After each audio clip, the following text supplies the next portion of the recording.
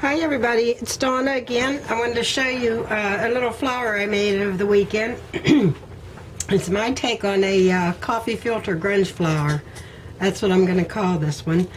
It's made out of these coffee filters my husband uses, natural brew, and they're a tan color. So that's the color I like. But you could this also does good with the glimmer mist. Here's a little piece I sprayed with the pink one. That's how that turns out. It does take the glimmer mist well. I kind of like the natural look, the grungy look. So I want to show you how to do that. You take your coffee filters and cut this one end off and just go like this here. Just you can use deco scissors too, but just get a little edge on there. And make them about maybe 3/4 of an inch. The smaller you make them, the littler your flower is going to be. Just cut those out like that and cut 3 of them. Here it is if you use like a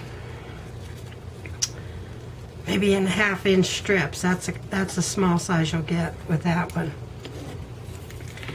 So you take, boy, this cold I got. You take and run a gathering stitch around all your little strips. Now I'm going to sew a bunch of these up on my sewing machine on Friday at my craft meeting group, and then I'll have them ready to go when we need them. And then you gather that all, you know, and these coffee filters are really strong, so gather that all up pretty tight, as tight as you can without breaking your thread. And use a strong thread or a double thread. And then you meet those two there and just attach that like that. Just attach it and then break off your thread. Secure it first so it doesn't unravel. But you'll have 3 of those.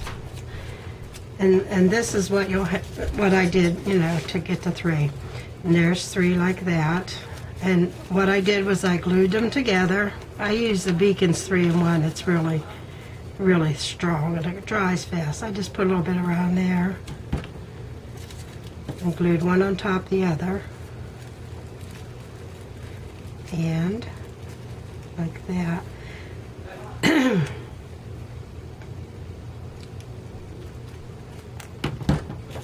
And there you have the starting of your flower. And then you can take I use the vintage photo ink to ink the edges.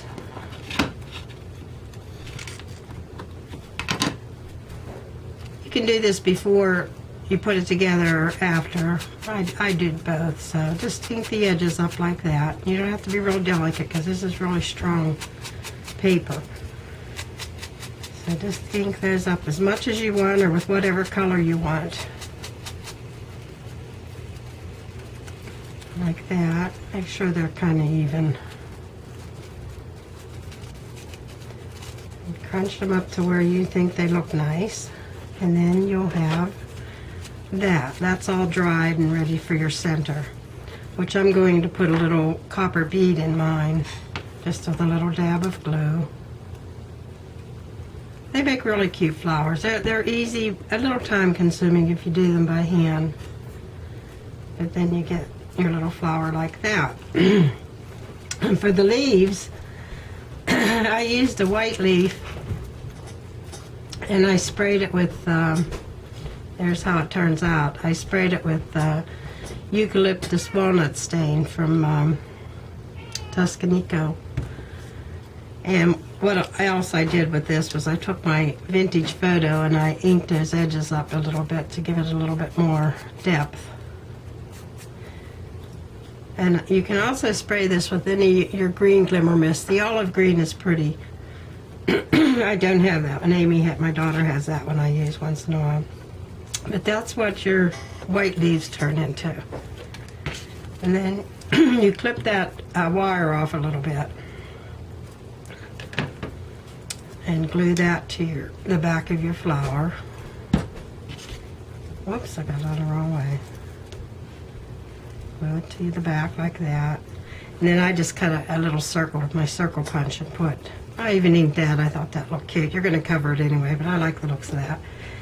And there's your grungy coffee filter flower. And that's that. And there's this one here. And there's this one. I thought they were so cute. And I also want to show you my tag. I was in a tag swap. Pink Scrapper, Carlene has it. Pink Scrapper 99. She has a tag swap every month, and this is what I did for this month. It was, the theme was anything that flies, so I did one of my embossed butterflies and my fringes and my rose. I make these roses. I have a tutorial on it, how to do those. And you also had to do the back. And I just made this little matchbox, and it has the date and the Pink Scrapper 99 and my little tag. And that's it for my tag for the month of July. So I want to thank you all for watching, and tune in again, and hope you have fun making these flowers. Let me know if you have any questions. Thanks a lot. Bye-bye.